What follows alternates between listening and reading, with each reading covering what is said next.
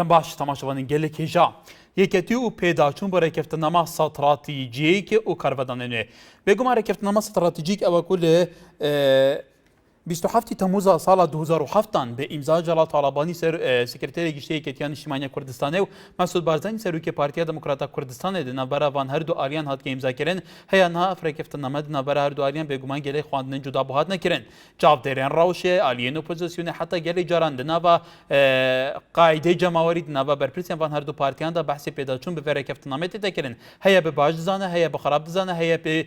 dixwaze ku li gor vê rewşê pêwîst e pêdaçûn bê tekirin. Lê evel daxuyanan derbas bû lê wan civînên ku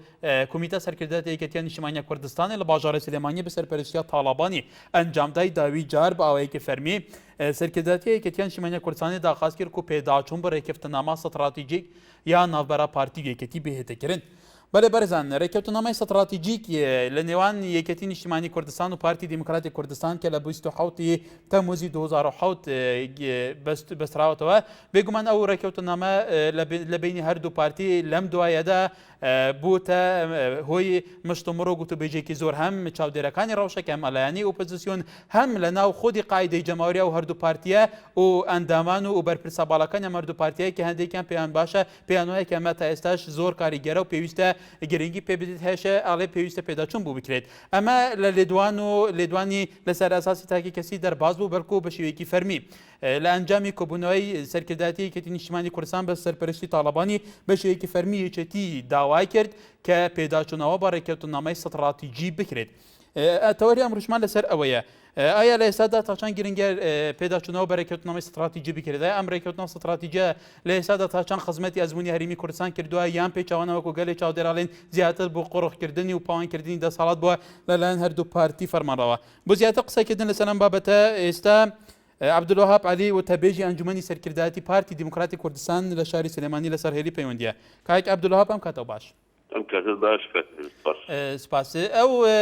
belaxeyke li kotayî Kobûnaweyê Serkirdeyê Yeketî Niştimanî Kurdistan belav bûtewe bas li pêdaçûnawa bi rêkeftinameyê stratîjî beşeyekî fermî ekirê. Xwendinewî ê wekû partî bû em çi ye? Bêguman sertezir xiratin celalekdeyên xalin ke baş selametî ve baş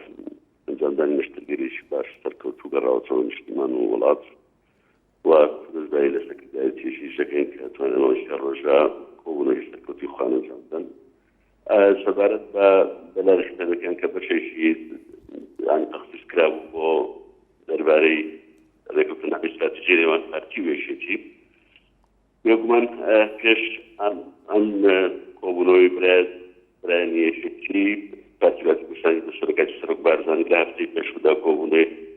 Serkirdeyatî û aktivîstê xwe encam da wele her du de teqrîban nizîka lêka dawayê pêdaçûnewa dikirê li hindê xalke biguncê bo qona û egerî ew qurankarinê ke li datuwa rûberûyê ême û bi navçike dibêto.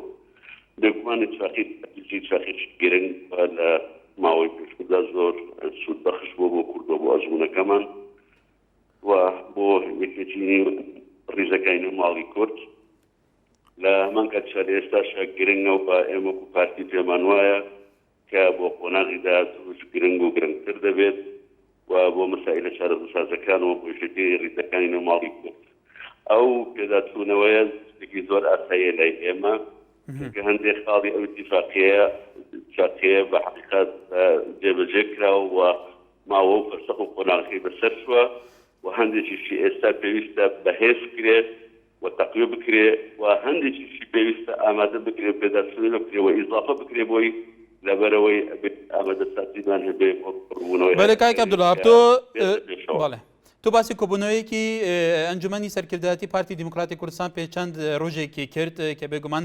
بە سەرپرشتی مەسعود بارزانی سەرۆکی پارتیام کۆبوونەوەیەک حسابەوە. ئایا لە کۆبوونەوەی پارتیشە لە لاسی سەرکردایەتی باسی ئەوەی کردبوو وەکو یەکێتی کە پێویستە ڕێککەوتنەوەی ستراتیجی وەکو ئێستا کە یەکێتیاڵی پێداچوونەوە پێ بگانی بەشێوەیەکی فەرمی ئەوە لە کارنامەکە باس کرابوو؟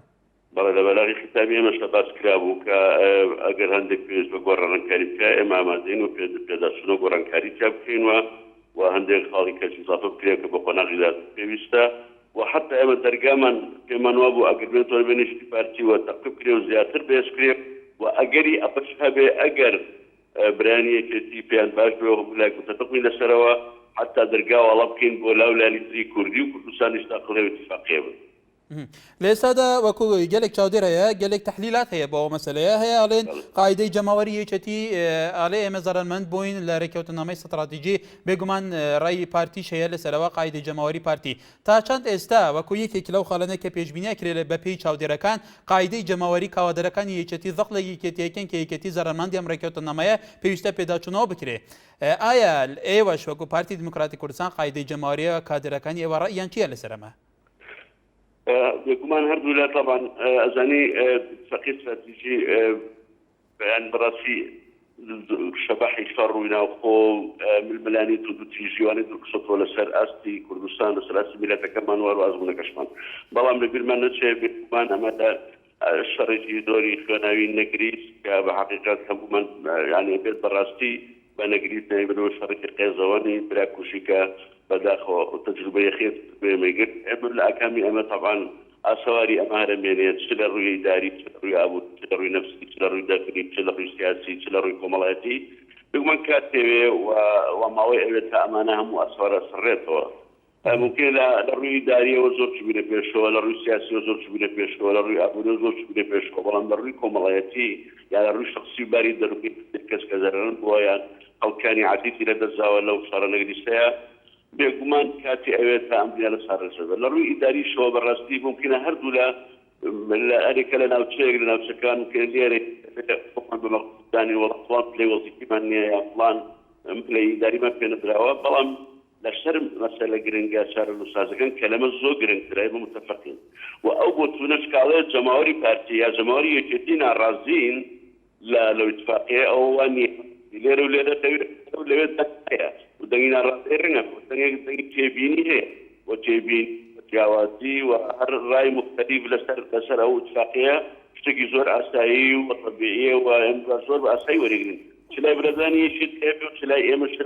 بەڵێ کاک عەبدوڵڵاه دوا پرسیارمانەکە بە کورتی تو باسی ئەوەت کرد کە ئەمە پێتان وایە ئێمە کێرە شۆر بکرێتەوە بێگومان زۆر چاودێرەکانی شەڵێن هەکارەم اتفاقە ستراتیژیە شۆر بکرێتەوە بۆ هەموو لایەنە سیاسیەکانی هەرێمی کوردستان تیا بەشدار بن ئەجەندا و بەرنامە و میکانیزمێکی هاوبەشی لایەنە سیاسیەکان هەبێ بۆ چونیەتی بەڕێوەبردننی هەم ئەجەندای دەرەوە هەم ناوخۆی هەرێمی کوردستان. ئایا ئێوە وەکو پارتی دموکراتی کوردستان ئامادەی ئەوەتە نایە کە ئەم اتفاقە ستراتیژیە لە بینی خۆتان و یەکێتی بۆ بگەڕێتەوە ئەنشور بێتەوە بۆ هەموو لایەنەکانی کەش بۆ چوونی ئەوان ڕۆیای ئەوانیش لەمەر هەموو پرسگرێکەکان لە بەرچاوە بگرن؟ بەڵێ جارە ئەمە جدای دەرەوەمان نیوە جدای قوڵماڵی بەڵام لەسەر ئەجدای ناوخۆی خۆمان وەکو هێزە کوردی و کوردستانیەکان دوای کۆبوونەوە و تەنسیقی تەواو لە نێوان هەردوو بەرەزان جەناوی مەم جەناوی کاک مەسعود و هەردوو مەکتەبی سیاسی ئەو وەختەوان میکانیزمێک دانێن بۆ ئەگەر دەرگا وەڵا بکرێ بۆ لاولانێتی کوردی کوردستانی بێنە ناوی اتفاقەوە ئەو وەختە ئەو میکانیزمای ئەعلان نەکرێ و وەبڵاوە کرێتەوە و دەست بەکارکردن نەکرێ بووی تا و کاتە ئێستاکەی شتێک معلوم نییە و شتێک نەزانراوە تا کۆبوونەوەکانی بینی هەردوو لوتکەی پارتی و مەکتەبی سیاسیەت و لە فەرمی دەست پێ نەکاتەوە بزانین. بەڵێ کاک عەبدوڵڵاه مەبەستی من ئەوە بۆ کە چۆن ستراتیژی هەرێمی کوردستان سیاستکردنی هەرێمی کوردستان لەگەل مەلەفی مەسەلەی دەرەوە لەگەل عیلاقاتی دەرەوە عیلاقاتی ئاقلیمی دوالی لەگەل بەغدە مەبەستمەوە بزیاتر. بەڵێ سپاس جاگەر وا بێت سپاس سلام دەکەم و بەنسبەت بێگومان ئێمە و یەکێتی هەر لە دێر زەمان و لە دەستوەرە تا اتفاقەوە وەسانی شەڕی براکوژە تا ئێستاکە کارە دوای اتفاقی واشنگتنەوە تا ئێستاکە و دوای اتفاقی استراتیژی ئێمە لەسەر مەسەلە چارەنووسازەکان لەسەر ئاسی پەیوەندیەکانی دەرەوە ینی هەرە زۆری پەیوەندیەکان وە لە دوای ڕوخانی بەعس وە دانانی سەرۆکاتی هەرێم و هەڵبژاردن و جەڕەنجامدان هەڵبژاردن بێگومان لەسەر هەموو مەسەلەکانێک بن و بەری جیاوبەشدا بجێوین و هەردوو لە میلەتەکەشمان و ئەزمونەکەشمان ئیستیفادەی لەوە بەردەوام بین لەسەر ئەو باڵێ عەبدوڵڵاه عەلی ئەوەتە بێژی ئەنجومەنی سەرکردایەتی پارتی دموکراتی کوردستان لە شاری سلێمانی سوپاس بۆ سەرنجەکانی بەڕێستانی وەرە باش تەماشەبەندی نینجا ئێستا لە خزمەتی وەرگرتنی سەرنجیەوەی بەڕێزدام لەسەر تەوری ئەمڕۆمان بێگومان وەکو لەسەر شاشەی وابینن لەسەر یەکێتی و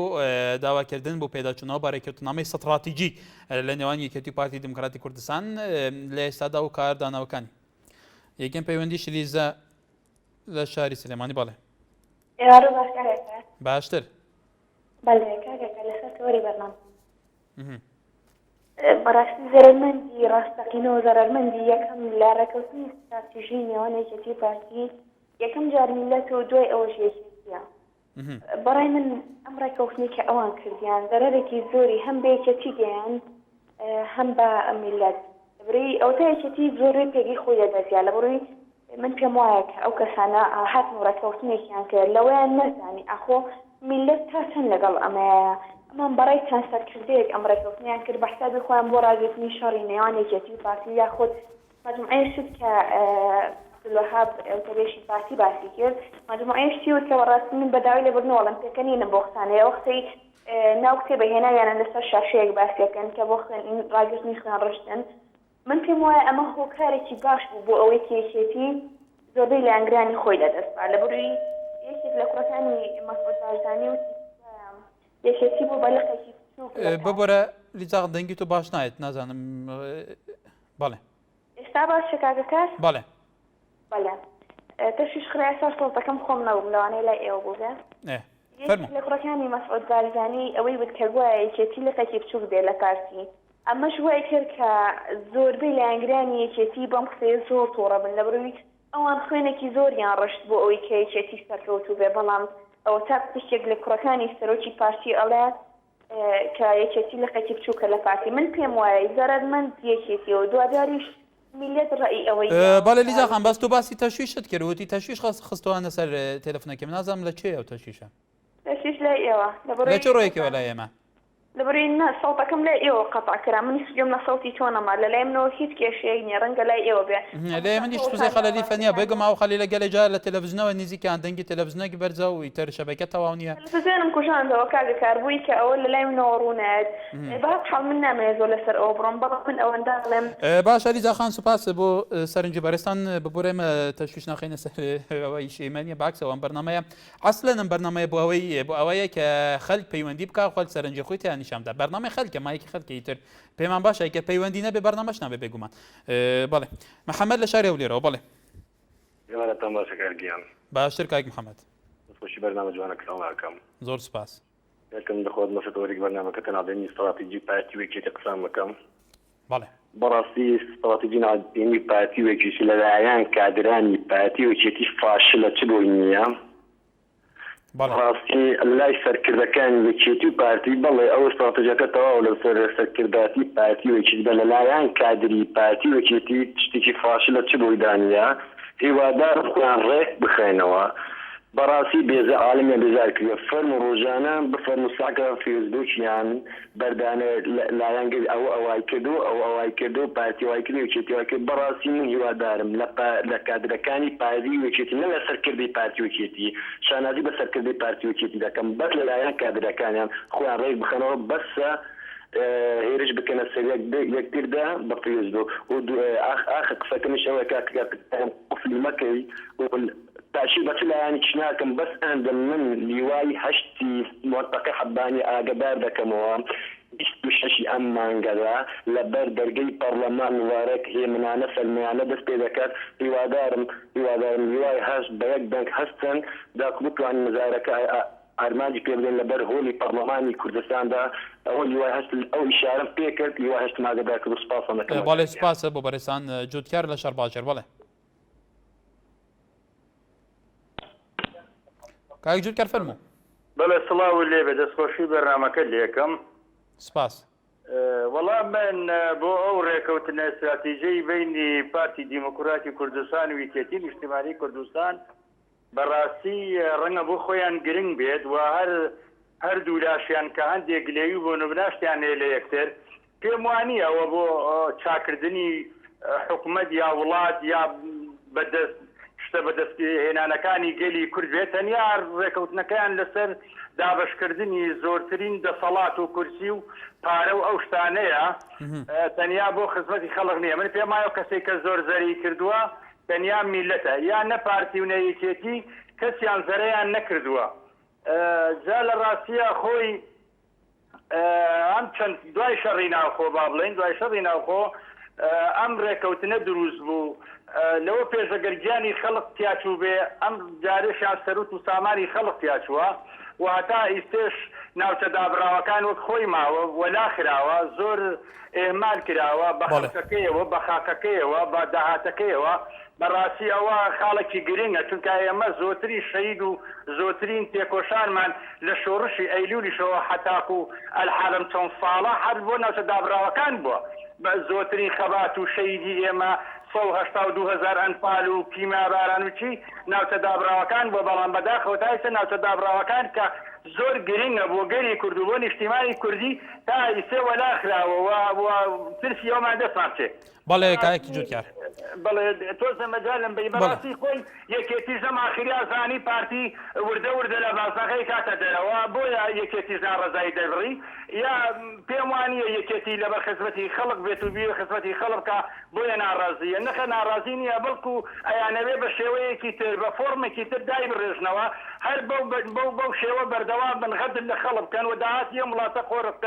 و من قەناعەتیشی وایە نایەڵن یەک لایانی تر وەکو ئۆپۆزیسیۆن و خەڵکی تر و ڕۆشنبیران و خەڵکی ئازادی خواز و ئەوانە دەستخەنە بەڵێ کای جوتیار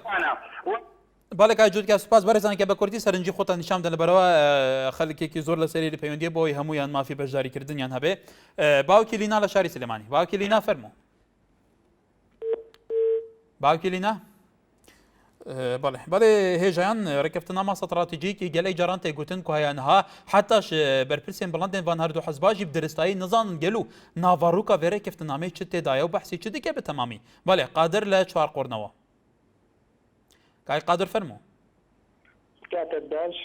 هەموو کاتێکت سەڵای متوارە لەسەرەوە ڕێکەقسە ناکەم من لەسەر دزەی بارەگایەکە قسە دەکەم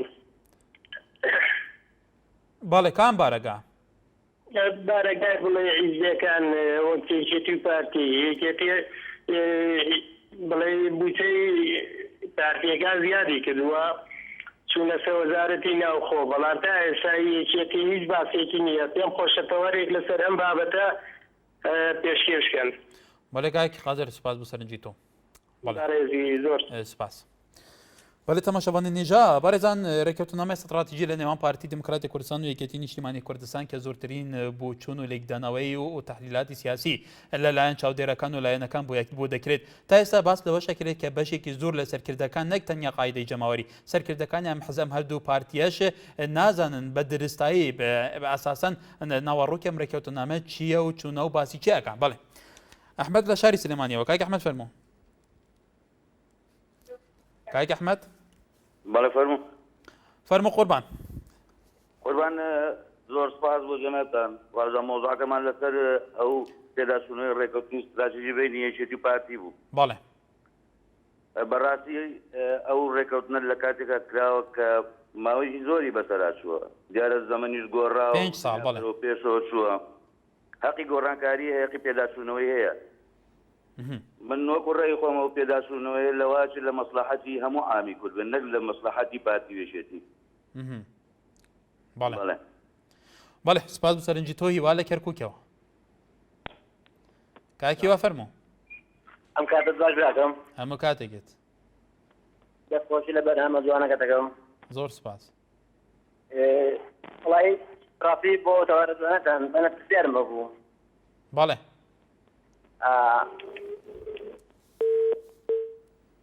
کاکەلاو لە کۆیە بەڵێ ئەو خۆشەویستیم بۆ ئێوەی ئەزیز دەستخۆشتان لێ یەکەم بەڕێزی زۆر سپاس کاکە بەڵێ سەبارەت بە پەیوەندنامەکەی مابینی یەکێتی نیشتیمانی کوردستان و پارتی دموکراتی کوردستان من وەکو ئەندامی یەکێتی نیشتیمانی کوردستان ئەڵێم با پێداچوونەوە بکرێ وەڕەئی دڵنیاشم ڕەئی زۆرینەی خەڵکانی یەکێتی نیشتیمانی کوردستانە لە خوارەوە بەڵام بۆ قسەکەی کاغبووها بەڕاستی لە جیاتی خەڵکانی یەکێتی ئەندامانی یەکێتی بڕیاری دەدا عڵەساس کە خەڵکێکی لەگە ئەمەنیە من پێ ئەڵێم بەدڵنیاییەوە 90 خەڵکی یەکێتی لەگەر ئەم پەیوەندنامەیە لەگەڵ ئەوەیە کە پێداچوونەوە بکرێ بۆ ئەوەی گۆڕانکاری بکرێ خەڵکی شتێ ئاگادار بێت بەڵێ سپاس بۆ سەرنجی تۆش عەبدوڵڵا لە ڕانیە بەڵێ کاک عەبدوڵڵا ئێوەرەت باش باشتر من دەمەوێت لەسەر تەوەرەیە قسە بکەم براگەورە ئەو ڕێکەوتنامەی بینی یەکێتی پارتین بەڵێ منۆک خۆم کە پێشمەگەیەکی 24 مەڵبەندی ڕاپەڕینم بەو ڕێکەوتنامەیە رازی نیم لەبەر ئەوەی زەرمەندی گەورە یەکێتیە لەو ڕێکەوتنامەیەدا. پێچوانەوەشەوە پارتی شڵە ئێمە زەرمەندی لەبەرەوە لە ئینتیخابەتەکانی 25 حوتی 2009 و کاتێ بزونەوەی گۆران لە یەکێتی جیابووە ئاسی جەماوەری یەکێتی دابەزی وەکو خۆیان ناڵێت قاعدەی جەماوەری بەشێ لە کادرەکانی ئەوانش باسی ئەمایکەن تو چیاڵی بۆوان ئەگەر یەکێتی 100 گۆڕان دیکەشی لێ جیابێتەوە پێمانە یەکێتی شکست بخوا بۆ شێوەی کە پارتی بتوانێت هەر ڕۆژێک مەرجێک لەسەر یەکێتی دانێت چونکە یەکێتی پێشتیش و ئێستا چەندین حیزبی لێ جیابێت وەکو سۆشیالیست وەکو بزنەوەی گۆڕان هیچ شتێکی وان نییە کە بتوانێت یەکێتی زعیف بکا بەو شێوەیە بەڵام پارتی ڕۆژ بە ڕۆژ مەرج لەسەر یەکێتی دادنێ گوایە بزنەوەی گۆڕان جیابەوە لەبی ئەمانی ئەوە شتێک بێ یەکێتی تەنەزول بکات زیاتر بەو شێوەیە من وەکو خۆم وەکو پێشمەگەیەکی 24 مەڵبەندی ڕاپەڕینی ڕانیا بۆ ڕێکەوتنامە رازیم لەبەر ئەوەی زەرمەندی گەورە یەکێتر لەو وەعزەیدا ڕزم هەیە بۆ ئەو برادەرش کە پێشتر قسەی کە گوایە یەکێتی تەنها بۆ بەرژەوەندی خۆیەتی بۆ بەرژەوەندی خۆی نییە و هەتا سەرکردەکانیشیان سەرکردەکانی یەکێتیش بەو ڕێکەوتنامەی رازین بەو شێوەیە بەڵام بەڕێز مامزەلا لەبەر خاتی بەرژەوەندی گەل یان لەبەر ناکۆچی بین یەکێتی و پارتی بۆ ئەوەی ساهمات و هەندێک ناوچە لە دەست نەدەین ئەو ڕێکەوتنامەی قبول کردووە نەپێمانین بەڕێز مامزەلای لەگەر بێ ئەگابێ لەوەی کە زەرمەندە لەو ڕێکەوتنامەی باڵێ کاک عەبدوڵڵا باڵێ سوپاس بۆ سەرنجی تۆ بەڕێزان بەشێکی ڕێکەوتنامە استراتیژی کە پەیوەندی بەڕێوەبردننی حکوومەت هەیە باس لەوە دەکات کە حکومڕانی و دەسەڵاتی حکوومەتی هەرێمی کوردستان بگرێتەوە نەک تەنیا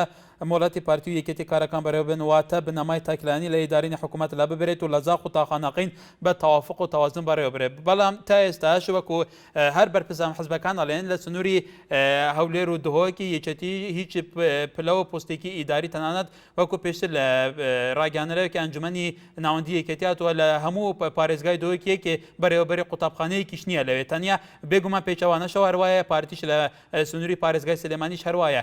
ئەو بوتە ینی تا ئێستا ئەوەی کە ڕێکەوتنامە استراتیژی پێش 5 ساڵ باسی کراوە تا ئێستا لە عەرزی واقع بێگومان لە کابینە حوتەمیش باسەوەکەین کە ئالوگۆری قایمەقامیەکە مدیر ناحیەکان بکێت تا ئێستا نەکراوە سەنگەر لە شەقڵاوە بەڵێ کای سەنگەر کاک سەنگەر لە شەقڵاوە هێوار باش باشتر بۆ تۆ باش دەست خۆشی بەرنامەکەت لێکم زۆر سپاس کاکە بەنسبەت تاوەرەکەتان دەستخۆشی کاک مەسعود بارزانانی و کاک نسیوان بارزانەکەم ئەمە خۆ کادرێکی پارتن ئەم پەیوەندی یەکەی باسی مامزەلا یەکایەک باسی پارتێکە حەیب ئەولانە نەمام براین نەر هەموو دەستێک دەست دەنا دەستێکنی ئۆتێک هەرەیەک لە جێخۆ بڕیارەشەکە برادرك تلفون نزانك بلام نزار تورك بس تلوق ساكر تلفوني بلاي برزم کاک سەنگەر خەڵک ئازادە هەرێک ڕای خۆی چۆن بڵێت خەڵک ئازادە ئەمە بەرپرسینە لە ڕێی خەڵک فەرمو توش ڕای خۆت بڵێ کاک ئەمنۆ دێرم دوو پارێزگاری سلێمانی پارێزگاری هەولێر پێم خۆشحال یەک بن یەک دەستەوە بن بە دوور بن پێمان بتاقی سپاس عمر لەسەر و چاوە کاک عمر ئەلۆ کاکە سەرچاوم کاک عمر ساجی کاکە دەستخۆشی بەرنامەکە لێ دەکەم زۆر سپاس و بەڕێستان فەرموو کاکە مەزالم دەی ینی بڕگەنی قسە بکەم ئەکید لە خزمەتدام کاکە بۆ ئەگەر ینی مامزەلال بەڕێز مامزەلال هەڵبژرا بۆ سەرۆک کۆماری عێراقی ینی ئەو دەمی یەکێتی ینی ئەوە نەبوو یان زەرمەند نەبوو ئەگەر پارێک ئەو پێرارەکەیانی بەڕێز کاک بەهرەم سەرۆکی هەرێم بوو ینی یەکێتی زەرمەند نەبوو تحەدیب ئەو ساڵێکی نێ یعنی یەکێتی بەخۆی بە زەرمەند دەزانی بەڵام ئەوە هەموو لە پاچی پارتی لە حەز دەکەم بزانی دەستخۆشیان لێ دەکەین ینی کە خۆیان بە زەرمەند بزانن مادام پار و پێرا زەرمەند نەبوون ئەو سا زەرمەندن دەستخۆشیان لێ دەکەی زۆر سپاسی جەنابەت و ئیتەوەرەکەشت دەکەم بەڵێ سپاس بۆ سەرنجی تۆش بێگومان بارێزان دوای ئەم ناوبەرە لەسەر ڕێکەوتنامەی استراتیژی نێوان پارتی و یەکێتی خواستی یەکێتی بۆ پێداچوونەوە بەم ڕێکەوتنامە دوای ئەم ناوبەرە لە خزمەتیەوەدا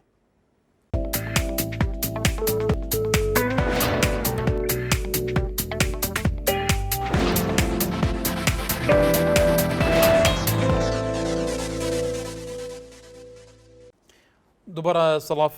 هێژان لەسەر تۆرێک کۆمەڵەتی پێجێنارتی ڕەوا مالیکە نووسێ بەڕای من ئەم ڕێککەوتنامە تا 10 ساڵی تر دەخایەنێت چونکە ئەم ڕێککەوتنامە تەنها هەرپارە خواردن و دزیکردنە لە قوتی میلەت و شاردنەوەی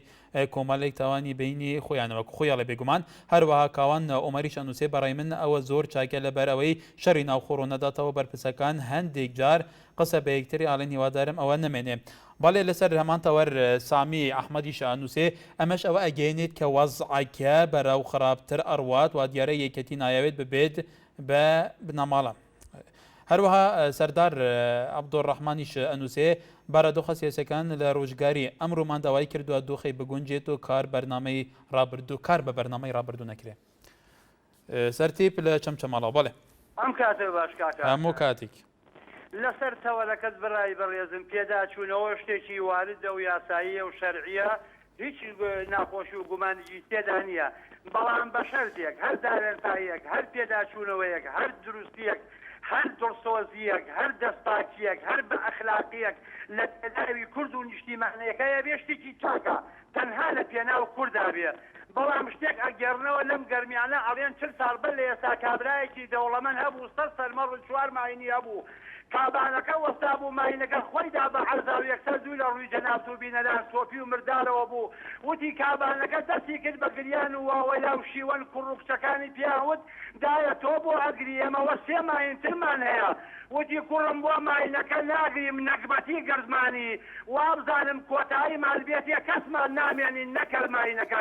هەر شتێک بگرێن لە پێناو کووردا بێ بەس نەکبەتی نەمانگرێ و کۆتایی بە یەکتری نێنین و کۆتایی بە کورد نێنین و ئەمانە لەدەست نەدەین و لە پێناو کورد و کوردستان نابێ شتێکی جوان و پەرستە بەڵام لەسەر ئەساسی تاکلایەنی و شەخسی و حیزبی نەبێ هەر شتێ بۆ کورد بێ دەرمانە و ڕێگایەکی مشەڕەف و مقەدەسە و دروستە و دەستخۆشیت لێ یەکەم سپاسە باوکی شوانە لە کەرکووک باوکی شوانە فەرموو بەڕێزی بەڵێ بەڕێزی کاکە سەلام عەلەیکوم عەلەیکوم ئەسسەلام ئێمە لە 63 من تەمەنم 8 ساڵ بووە منطقەی کەرکووک و بز گەرمیان دەڵێن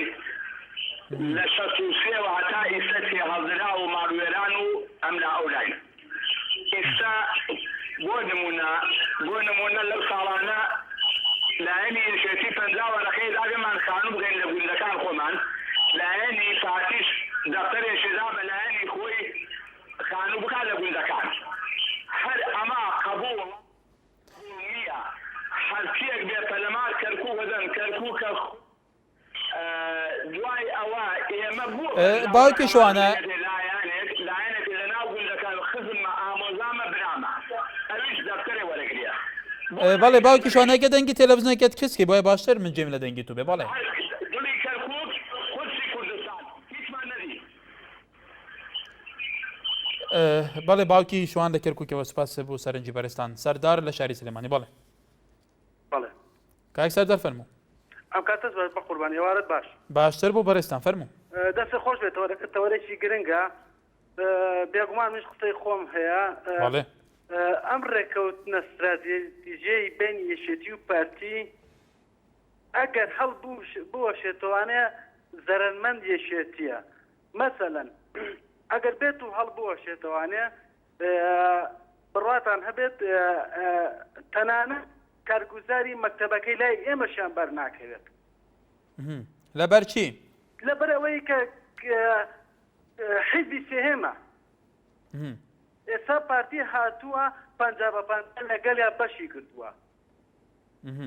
دەستا خۆش بێ و تەوەرەکە هیچ بەڵێ سپاس بەڕێستان ئاسو هەر لە شاری سلێمانیەوە بەڵێ کاک ئاسو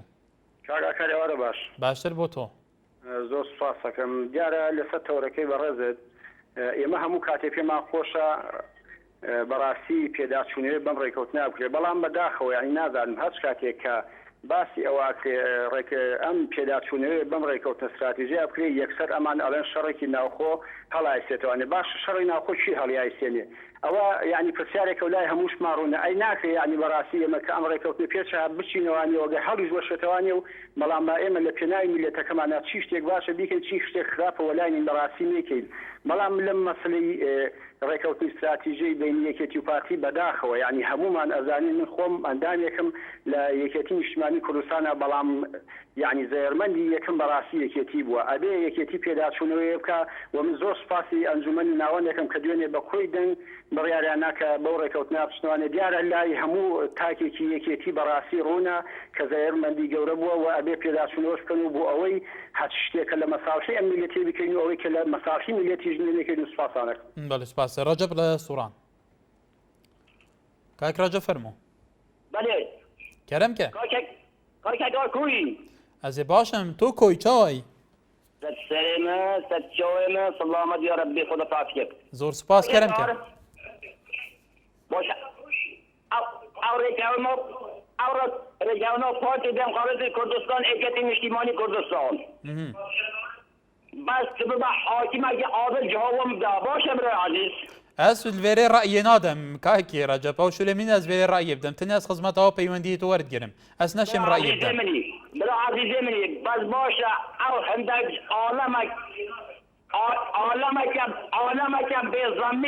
عالەمەکە بێزەمیر جوال گازندار پارتی ئێکەتیەک کەسن بێگی چ شوربووە نەکرینە باشە ئەو خەستەخانەنە ئەو مەیتەبەنە و ئەو جادەنە خلکێکێکرینە باشە بلا وجدانان قەسێ بکە وجدانە ئەگەر هاتو هەر کە ڕێکەونەخ و هەلوەشاندەوە دۆب ئێکەدر کوچینەوە یعنی بدیت ناتا گەفڕێکەفتە نامە نەبیدێ شار چێ بیتە بە برا ئەو ڕێکەوتنامە باشترین ڕێکەوتنامەیە حەگە بەرز نوشێرە مستەفۆی بێت گەیتێ ئەوە بێ زەڵبێت دژمنەدان زەڵبێ برا عەزیز بەڵێ کاکی ڕەجەب لە سووران سپاس بۆ سەرنجاتە باوکی ما لە دەربەندی خانەوە باوکی ما فەرموو ئەم کاتت باش هەموو کاتێکێت باشی ڕاست سەبارەت بە تەوەرەکەم دە سۆشی لێ دەکەم زەرمەنی یەکەم یەکێتی و پارتین ئەم جارە هەڵبژاردننی ئەم جارەوە نابێت یەکێتی منت کا بەسەر پارتیە بڵێ من حکومەت بۆ تەشکیل ناکرێت و پارتی منت کا بەسەر یەکێتی بڵێ حکومەت بۆ تەشکیل ناکرێت ئەم جارە دنیا لە گۆڕانکاریایە ئەی ئەڵتەرناتیڤی ئەوان چییە بێ کێ سەرەکەی بەڕای تۆ بەڕای من ئەم جارە معارضە دەنگی پێویستێنێ ئەم جارە پارتی منت کا بڵێ من سی کورسی منی یەکێتی بڵێ ئەوە نەمە ئەم جارە شتەکان گۆڕان بەداخەوە گەرە پەیوەندێکی پچرا بەرحال باوکی دیدار لە ڕانیا بەڵێ باوکی دیدار فەرموو بەڵێ فەرموو بەڵێ سەبارەت بە ڕێکەوتنامەی استراتیژی بین یەکێتی و پارتی بەڕاستی تا ئێستا تاو کاتە لە زەرەری یەکێتی نیشتیمانی کوردستاندا لەبەرەوەی پارتی فەرقی زۆرە لەگەڵ یەکێتی هەم لە ڕووی ئازادی هەم لە ڕووی ئاشتی لە ڕووی دیموکراسی لە ڕووی ئاسایشی گشتی لە ڕووی مافی تاک پەیوەندی لەگەڵ لایەنەکانی تر سەربەخۆیی دادگا پارتی هەموو کارێک ئەسلەن لە هەموو کارێکە تاکڕەوانە بڕیارەدا ئەتوانم بڵێم هەر ئەسلەن زۆر جار سەرۆکی هەرێم پرس بە سەرکردایەتی مەکتەبی سیاسی خۆشی ناکات کەواتە چۆن بڕوای بەیەکێتی هەیە لە ڕووی دادگاوە ئەسلەن بڕیاری دادگا لە لای پارتی شتێکی مەحاڵە بڕیار لەوێ لەلایەن ناوچە و لەخەکانەوە ئەدرێت لەسەر ئاستی دەرەوەش پارتی بەخۆت دەزانی تاوکو و دەوڵەتی ئیقلیمی بڕیار لەسەر مەسەلە کارێن سازەکان نەدات پارتی ناتوانێت بڕیار لەسەر هیچ شتێک بدات و لە ڕووی داهات یانونکا باوەڕی بەوە هەیە کە داهات بۆ تاک بێواتە پەیڕەوکردنی سۆسیال کە لە ئەنجومەنی سەرکردایەتی یەکێتی نیشتیمانی کوردستان شەوی دیکات زەختی لەسەر کرایەوە کە کرارێکی زۆر زۆر باشە وڵاتانی دەرەوە وڵاتانی ئەوروپا کە ئەوە پەیڕەوەکەن واتە داهاتی گشتی بۆ تاک بێت بەڵام پارتی دیموکراتی کوردستان داهاتی حکوومەت و هەروەها زەوی و زار و هەموو شێ لە خزمەتی ئەندامانی پارتیدایە کەواتە ڕێکەوتنامەی استراتیژی تا بەزەرە یەکێتی تەواو بووە بۆیە من وەکو ئەندامێکی یەکێتی تکام وایە یەکێتی نیشتیمانی کوردستان زۆر بە ژیرانە زۆر بە ئەقلانە بەو ڕێکەوتنامە استراتیژیەدا بسێتەوە بەڵێ باوکی دیدار بەڵی سپاس بۆ سەرنجی تۆ عومەر لە هەولێرەوە کاک عومەر فەرموو بەڵێ کاک عومەر جەمیلێتە فەرموو کاک عمر الو بەڵێ بەڵێ فەرمو جێم لێتە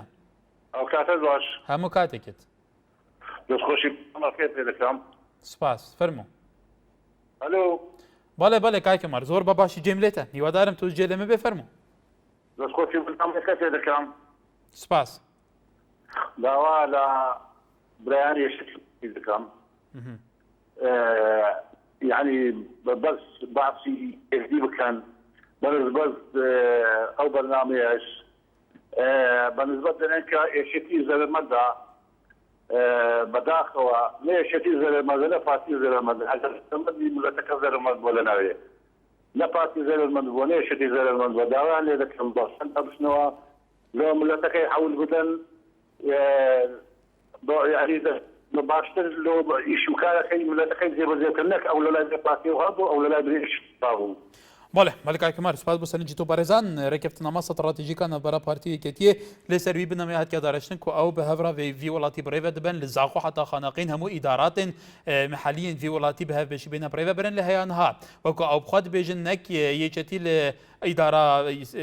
هەولێرێ و دهۆکێ نەک پارتیژی لە ئیدارا سلێمانی و گەرمیان تو پۆستێکەوان یە ئیداری چ بەرپرس و ڕێوەبەرێکی لە باڵوان هەردوو ئالیان وان هەیەتە پڕێوە برن شبلێ هەندێکی دەکابینە هەفتەمیشی بڕیار بهادەنە کو گەلێکی مدیر نەحی و قایمەقامان لە سنوورەیەک ئاگادۆ ئالۆگۆریە پێ بکەن لە هەیەان هاژی کەف بڕیارە ژنات کە پراکتیزەکردن فەرمان لە کەرکووکەوە کاک فەرمان فەرموو ئەو کاتە باش برای گەورە هەموو کاتێکت بەڕێزی وەڵا من وەکێ دوور بۆ چنمەیەوە کادرێکی پارێزی بگرادی گرستان من ئەڵێم داواکارن لۆ خەڵکە یعنی ئەوە نەرخنە لە دوو حزبەوە نەگرن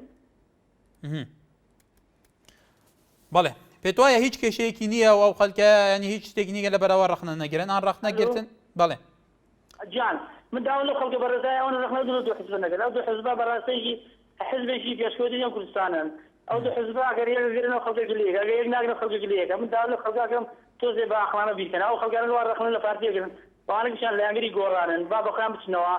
دەردەوە ڕەخنە لە پارتی نەگرن خەڵکی شەیە لە یانگری پارتی دیموکراتی کوردستان ئەتانێ وەڵامیانداتەوە من دەستخۆشی بەرنامەکە دەکەم ئینشەڵڵا کوردستانە سەرکەوتوو بێت و ئەو دوو حزب سەرکەوتوو بێت بەڵێ سپاس تاهیر لە هەولێرەوە کاک تاهیر فەرموو بەڵێ کاکە گیانم کاتتان باش هەموو کاتێکت بەڕێزم وڵا حەزم لێبوو لەو تەوەرەیە کە باز لە ئیتفاق استراتیژیەکەی بینی پارتی و یەکێتیەکە بەڕاستی لەوەیانە بازێ ڕای خۆم دەربڕم بەڕاستی فەرموو بەڕێزیان بەنسبەت ئەو ڕێکەوتنامەوە من وەکو خۆم بە شتێکی زۆر باشی ئەزانم بە تایبەتی لە هەلومەرجێکی ئابۆ شێوەیە کە لە ئێستەیە ئێمە هەمومان بەڕاستی چواردەورمانەوە هیچ کە دوژمنە چواردەورمان چای بڕیوەتە کوردستان و خاک وڵاتی ئێمە وە شتێکی زۆر باشیشە بەنسبەت ئەوەی کە شەڕی براکوژی نەماوە و ئێستا لەخوا بەزیابێ ئەوەی کە لە برایەتی دەستەبەر ئەکرێ قەت بە دژمنایەتیکردنی یەکتر و بەڕق و بە بغز لە یەکتر بەڕاستی ئەوە چارەسەر ناکرێ ئەوە شتێکە کە محاڵە و ئێستا من وەکو پارتێکیش قسەیەکەم بەڕاستی و لەگەڵ ڕێزم بۆ هەموو برادرانەی کە تەلەفۆنیان کرد بە تایبەتی ئەوانەی کە بە خراپی باسی ئەوە وەزعەکەن من وەکو پارتیەک لەوانەیە ئەندامێکی پارتیشتم لە خواری خوارەوە بم بەڵام چاوم لە سەرۆکەکەمەوەیە و ڕێی ئەویش هەشتێکی ئەو بیڵێ هەشتێکی سەرۆکەکەم بیڵێ ئەبێ ئیلتزامان پێوە هەبێ و نەکەر ئەو ئێستا سەرۆکی هەرێمی کوردستانە جەنابی کاک مەسعود بەرزانی و لەگەڵ ئەوەیشە ئەبێ چاومان لە گفتی جەنابیانەوە بێت چاومان لەوە بێت کە ئەمڕۆ ئەم زروفە چی ئەخوازێت ئەم زروفە ئێستا ئەوە ئەخوازێ ئێمەش بە شانازیەوە ئەڵێن هەر براین و براین لەگەڵ یەکێتی نیشتپالی کوردستان و لەگەڵ هەموو ئەحسابەکانی کوردستان و یەک دەست و یەک ئاڵا و یەک مەبەستین بۆ سەرکەوتنی یەک کورد و کوردستان و لە ئاخری ئەوەندەی ئەڵێن بژی کوردستان و بژی اتفاقەکەش بەڕاستی من پێم خۆشەوە اتفاقە بەڵێ سپاس مستەفا لە دهۆکێ مستەفا لە باژارێ دهۆکێ کاک مستەفا کەرەمکە الو مرحبا کاکەکان سەرچاوە باشی برا ئەس باشم سپاس کەرەمکە برا نسبەت وێ ئەویدیە پێداچوونەوە یەکەتی سەر ڕێکەفتنەوە استراتیژیت کەتن بەڵێ برا نسبەت وێ استراتیژی پارتی چاویدی پوی استراتیژینە پارتی بوو بەرژەوەندی بوو بەرژەوەندیت ملت یا استراتیژیەکری پارتی خودان هێزەکە پیشیانە و خودان خەلکێکی بیرو باوەرە پارتی سوێ کورسی پەرلەمانی عێراقێتینان پارتی سی کورسی پەرلەمانی کوردستانێتینان پارتی پارتی ضررمند الگل في اتفاقية كي چه ضرر كي پارتی في نيدي هذا كي چه بيتن اگر پارتی براو ممنون من پارتی استراتیژی الگل کرد لێ gelek çavdêr dibêjin Kayık Mustafa berpiz dibêjin di nihada li Herêma Kurdistanê serokê hikûmetê serokê ajansa parastinê serokê civata asayişê û serokê herêmê ji her partî yani ew dibêjin em zararmend çi dibêjî bû vê gelo کاک هکار bele کاک هکار وکو سروکی هرمی هفته صدیب دنگای بویا سروکی هرمی و زورینه پارتی ویت اجانسا پاراسنا آسایش راوج دست پارتی دا بیت سروکی حکمت اتفاقیه 4 سال بو پارتی 4 سال بو یکتیه برام صالح نبو برینی که بو چه اوود کنه بو چه گل مالکی ترونیتن مالکی دیکتاتور مالکی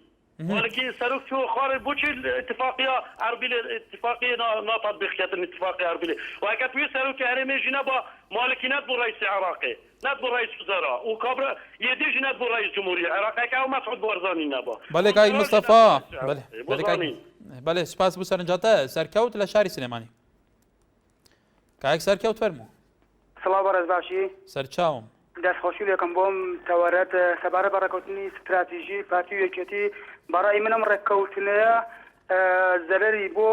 کورد زۆر هەیە لایەنێک شەوە قازانجی هەیە لایەنی زەرەرەکە ئەوەیە کە پارتی و یەکێتی هەموو دەسەڵاتەکانیان بۆخۆیان قۆڕە کردووە هەموو داهاتی ئەم وڵاتە بۆ چۆن بڵێ لە بین یەکا دابەش بە کورتی و زەرارەکەش چییە بە کورتی جان بە کورتەکەی بەڕای من هەرچەند زەرەری هەیە بەڵام بمێنێ باشە لەبەرچی بمێنێ لەبەرەوەی کە ئەگەر ئەم ڕێکەوتنە نەبێ پارتی یەکێتی وەکو بەڵێ کایک سەرکەوت سەرنجی تۆ گەیشت ببوورە کاتمان زۆر کەماوە بۆی بەشێکی کورتیش کایک باوکی ڕانتە گەر زۆر بە کورتی باوکی ڕان لە سلێمانی فەرموو ئەم کاتێ باش بەڕێزم هەموو کاتێک تێکێ بە کورتی دوا پەیوەندیە دەستخۆشکەری بەرنامەکەت لێ یەکەم زۆر سپاس بەڕاستی وازان بەرنامی وەڕێستان لەسەر ڕێکەوتنی استراتیژی بین یەکێتی و پارتیە بەڵێ بەڕاستی ئەمە چەند ساڵێکە خوێنە ڕێژی چەند ساڵێکە شۆڕش لە ئەوەڵی بیدایەتی دروستبوونە تازە خوێنە ڕێژێ بەڵێ خوێنە ڕێژێ ئێستا ڕێکەوتنی استراتیژی لە بین جلا تاڵەبانی و بەرزانیا بووە بۆ حەسانەوەی کورد بووە بۆ حەسانەوەی کوردەوە بۆ هیچی کە نەبووە بەڵێ سپاس بۆ پەیوەندیکەتە بەڕێزان دناوە بەرنامەیەدا گەلێک سەرنجە بووچنین جدال سەر اتفاقا استراتیجیانە بینە پارتی و یەکێتی هەبووە تایبەتی لایەنگرین هەردوو ئالیان ئەویت گوت ئەو زەرمەندەیە دیت گوت ئەو زەرمەندە گەل و ئایا فەردوو ئالیە زەرمە بن یان خەڵک زەرمە بن یان ئەف هەردوو ئالیە مستەفیدن خەلیجی مستەفیدە چ بێتەکردن د چەرچەوە vê اتفاقا استراتیجیدا ji bo ku bercewendê giştî bête parastin em ê vîdarîn aliyên peywendîdar li Partî Demokratîk Kurdistan û Yekîtî Niştimanî Kurdistan ciyan li serincî ew xelkê bê ke li hemû navçekan Herêmî Kurdistan li ser îtîfaqê stratîjî nerîn û bûçûnî ciyawaziyan hebû تا سبەینێ di tewerekî germtir dat xizmetewada bîn her şad û bextewar bin êwere